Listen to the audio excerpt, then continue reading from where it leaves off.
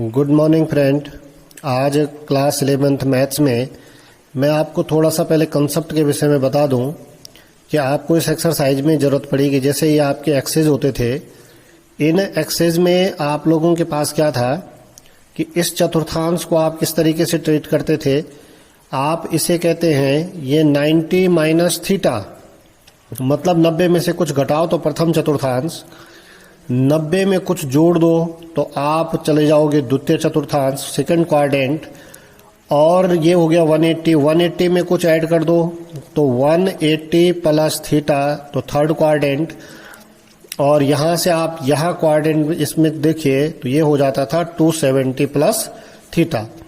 इसी तरीके से जब हम एक राउंड पूरा करने के बाद दोबारा इधर गए तो इसको मैं क्या लिख सकता हूँ, 360 प्लस थीटा, मतलब 360 में कुछ जोड़ो तो आप फिर से प्रथम चतुर्थांश में आ जाएंगे। इस वाले को आप क्या कह सकते हैं, जैसे आपने इसको 90 प्लस थीटा कहा, वैसे ही आप इसको अगर रिवर्स वाइज देखें तो आप इसको क्या कह सकते हैं, 180 माइनस थीटा। जैसे आपने इसको 180 प्लस थीटा कहा, वैसे अगर आप इस तरीके से देखें तो आप इसको क्या कह सकते हैं, 270 माइनस थीटा। इसको आपने 270 प्लस थीटा का इस वे में देखेंगे तो ये हो जाएगा 360 माइनस थीटा। मतलब ये मेरा बताने का आपको औचित्य ये है कि आपका जो फर्स्ट क्वाड्रेंट है इसको आप दो तरीके से ट्रीट कर सकते हैं, एक तो 90 माइनस थीटा और दूसरा 360 प्लस थीटा। मतलब जब 90 माइनस थीटा हो तब भी आप फर्स्ट क्वाड्रेंट में होंगे, और 360 प्लस थीटा हो तब भी आप फर्स्ट क्वाड्रेंट में होंगे। ठीक इसी प्रकार जब 90 प्लस थीटा हो तब भी आप सेकंड क्वाड्रेंट में होंगे, और 180 माइनस थीटा हो तब भी आप सेकंड क्वाड्रेंट में होंगे। 180 प्लस थीटा का मतलब थर्ड क्वाड्रेंट, और 270 माइनस थीटा का मतलब भी थर्ड क्वाड्रेंट। 270 प्लस थीटा का मतलब भी थर्ड क्वाड्रेंट, और 360 माइनस थीटा का मतलब भी थर्ड क्वाड्रेंट, ये आपको पता है। दूसरी बात आप लोगों को यहाँ पर क्या समझनी है कि प्रथम चतुर्थांश में या फर्स्ट क्वाड्रेंट में all trigonometrical function are positive, second वाले में साइन और उसका उल्टा पॉजिटिव, थर्ड वाले में टेन और उसका उल्टा पॉजिटिव, और इसमें सेक और कॉसेक पॉजिटिव। ये आपको पता है कि कैसे होगा। बस अब यहां पर आपको दो चीजें ध्यान में रखनी है कि जैसे आप कक्षा 10th में पढ़े थे कि साइन 90 माइनस थीटा, तो साइन 90 माइनस थीटा को आपने क्या लिख दिया था, कॉस थीटा। इसी तरीके से जब आपने कॉस 90 माइनस थीटा पढ़ा तो आपने उसको क्या लिखा, साइन थीटा। तो ध्यान रखने जो आपको ये फॉर्मूले हैं, इस तरीके से आपके पास फॉर्मूले थे 10th में, इसी तरीके से आपने यहां देखना है।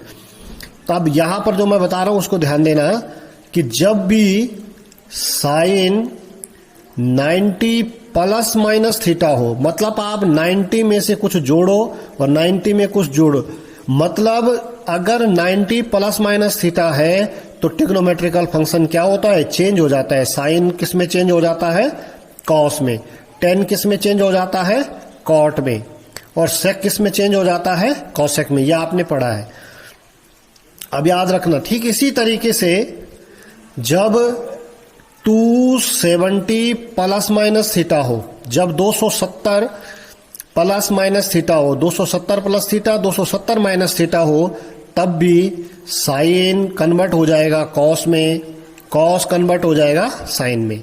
तो कन्वर्ट कब कब होंगे, कन्वर्ट होंगे तब जब आप 90 प्लस माइनस थीटा लगाओ और 270 प्लस माइनस थीटा लगाओ, तो ट्रिग्नोमेट्रिकल फंक्शन क्या हो जाते हैं, कन्वर्ट हो जाते हैं।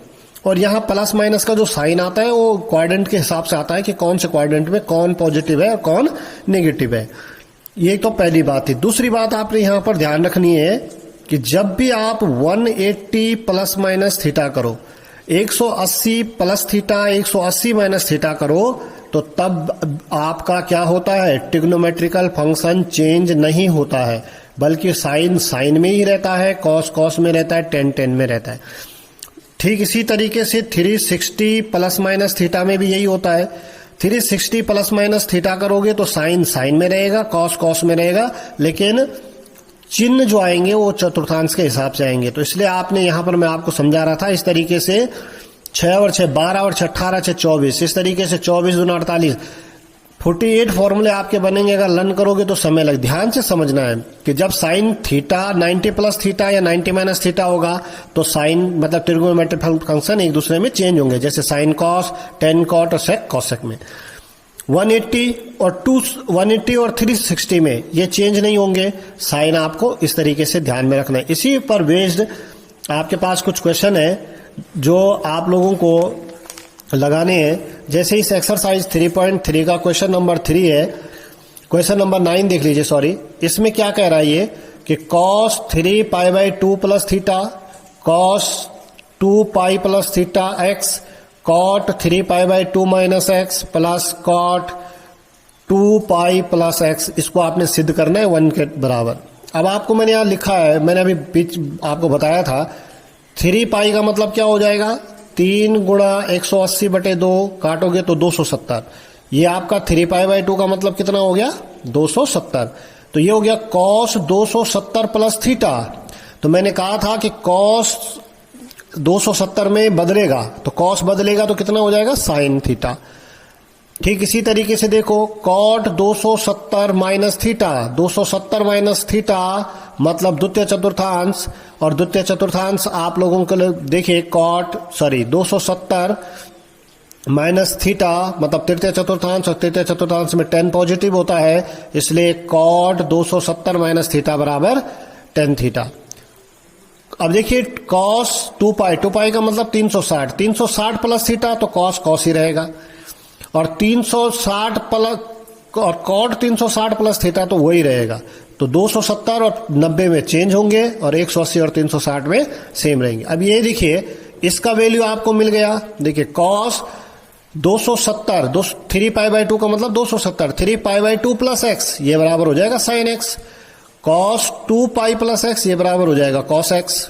इसी तरीके से cot 3 pi by 2 minus x ये बराबर 10x, और cot 2 पाई माइनस एक्स बराबर cot x। अब यहां से इस तरीके से 10 को तोड़ दो साइन बटे cos में, और cos को तोड़ दो साइन बटे cos में। अब यहां से देखिए इसका मल्टीप्लाई इधर करिए तो sine into sine sine square, और cos into cos cos square, cross multiply की, और बट आपके डिनोमिनेटर में क्या आ गया, साइन x। इससे ये कैंसिल आउट हो गया, sine square x plus cos square x equal to कितना आ गया, 1। इस तरीके से आप इसको करेंगे। आशा करता हूं आपको समझ आ रहा होगा। फिर एक क्वेश्चन नंबर 10 है आपके पास कि sine n plus 1x, sine n plus 2x plus cos n plus 1x, cos n plus 2x ये बराबर cos। अब आपको ऐसा करिए कि ये जो n प्लस 1x है इसको a ट्रीट करिए, n प्लस 2x है इसको b ट्रीट करिए। तो ये आपके पास देखिए, अगर मैं इसको a लिखूं तो ये क्या बन जाएगा, साइन a, इसको b लिखूं तो ये क्या बन जाएगा, साइन b, इसको a लिखा है तो क्या बन जाएगा, cos a, और इसको b लिखा है तो क्या बन जाएगा, cos b। Sine a sine b plus cos a cos b, या cos a cos b plus sine a sine b, ये किसके बराबर होता है, cos a माइनस b के बराबर। जब मैंने इस n प्लस 1 इंटू एक्स को a माना, n प्लस 2 इंटू एक्स को b माना, और ये बन गया आपके पास cos a cos b plus sine a sine b। आगे पीछे लिखने से प्लस में कोई फर्क नहीं पड़ता, तो cos a माइनस b बन जाएगा। और cos a माइनस b को अगर मैं लिखूं तो a की जगह पर क्या लिखूंगा, ये n प्लस 1 इंटू एक्स, और b की जगह पे क्या लिखूंगा, n प्लस 2 इंटू एक्स। तो इसका मल्टीप्लाई nx x, और इसका मल्टीप्लाई करो तो nx, और इसका मल्टीप्लाई करो तो 2 माइनस के 2x, nx से nx कैंसिल आउट हो जाएगा, x में से माइनस के 2x सब्ट्रैक्ट होंगे तो कितने बच जाएंगे, माइनस के x। तो cos minus x is equal to कितना होता है, cos x, ये मैंने आपको पहले बता रखा। तो इस तरीके से इन फॉर्मूलों को आप अपनी कॉपी पर नोट करें और इन 2 क्वेश्चनों को लगाएं। Thank you.